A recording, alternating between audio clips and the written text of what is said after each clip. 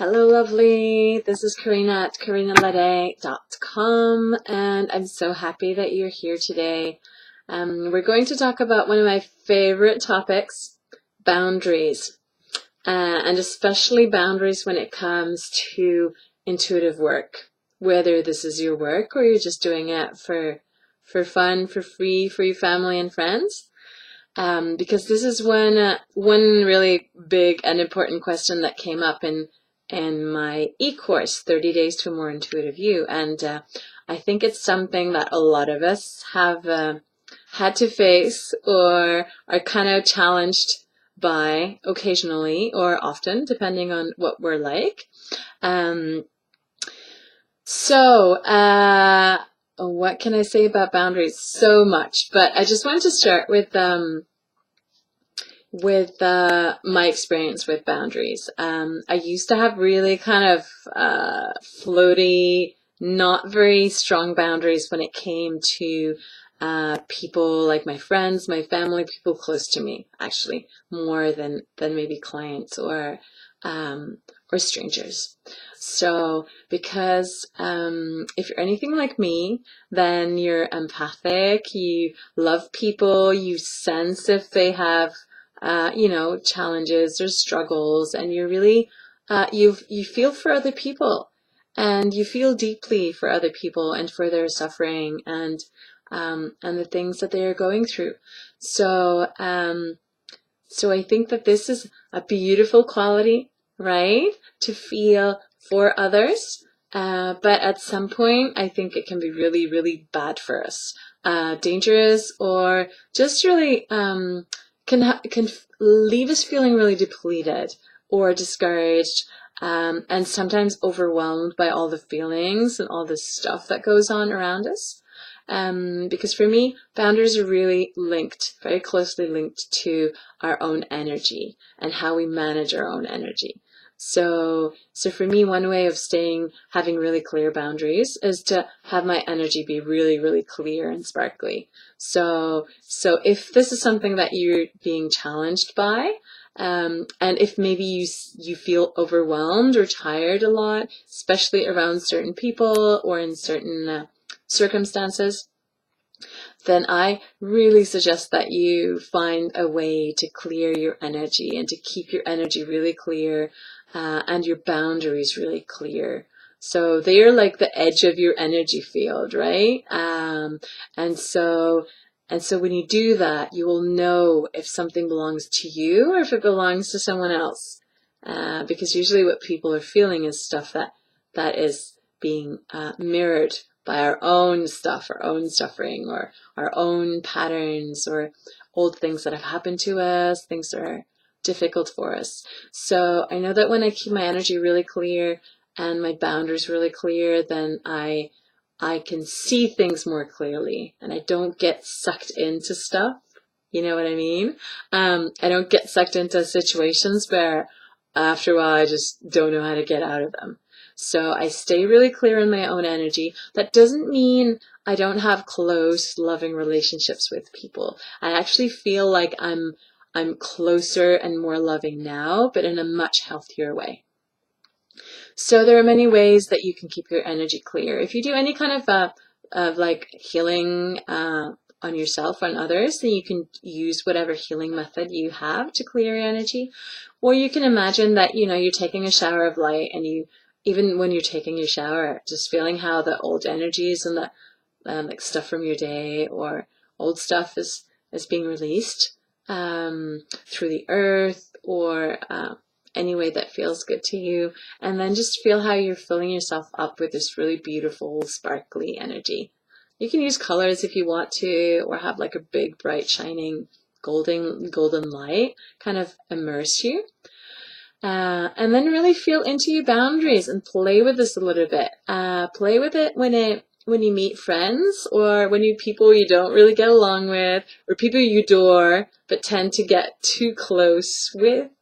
And just notice where you are, and bring yourself back into your own energy field. Like, bring yourself back into your own center, ground yourself, tune into where your boundaries are, strengthen them if you need to, and just kind of see how that goes and what happens for you, and just observe, and don't be too hard on yourself. This is just learning and playing and finding new ways that work better for you. So yeah, so kind of enjoy that process. And then I also find that I don't have to be as clear about my boundaries, as in verbally clear about my boundaries, when I do the energy work. Because it's like people, they can feel how far they can go.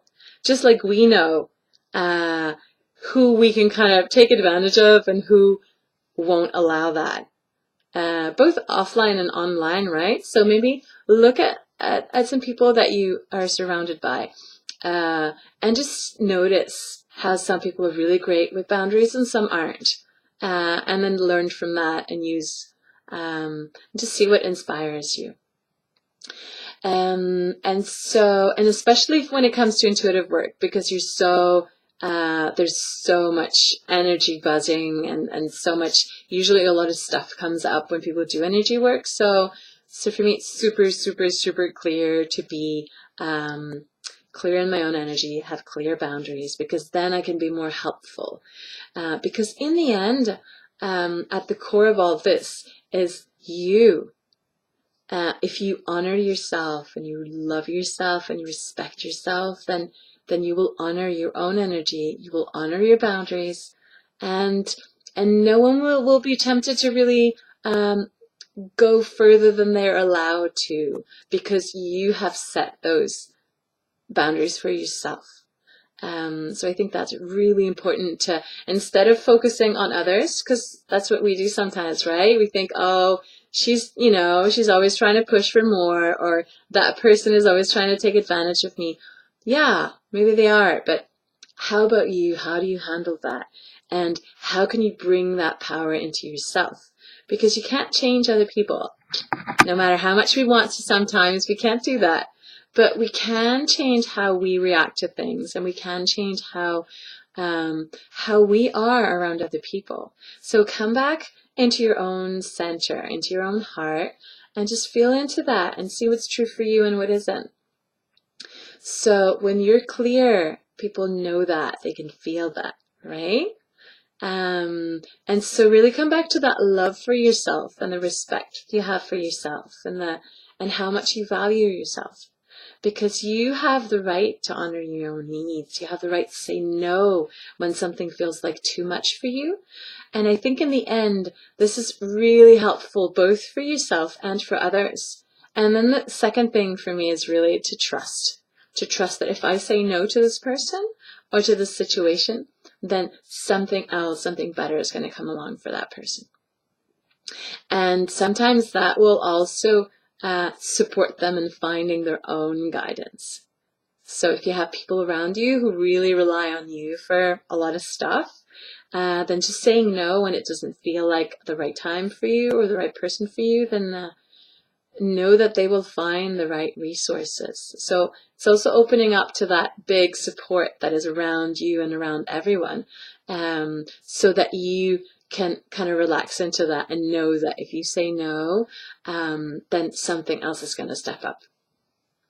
So clarity, having a clear energy and boundaries, playing with that, trusting that there's more support than we can see or tap into at all times, and honoring yourself. So for me, those are the key things when it comes to boundaries. And yeah, so I would love to know how you set boundaries, or how you struggle with boundaries, if this is a big issue for you. So yeah, and then know also that when you start setting clearer boundaries, even if it is only energetically, then some people are going to be triggered by that. Some will be fine. Some will actually feel reassured, I've found, that you have clear boundaries, because because they know, right? And for some, it's going to trigger stuff, and they may not like that.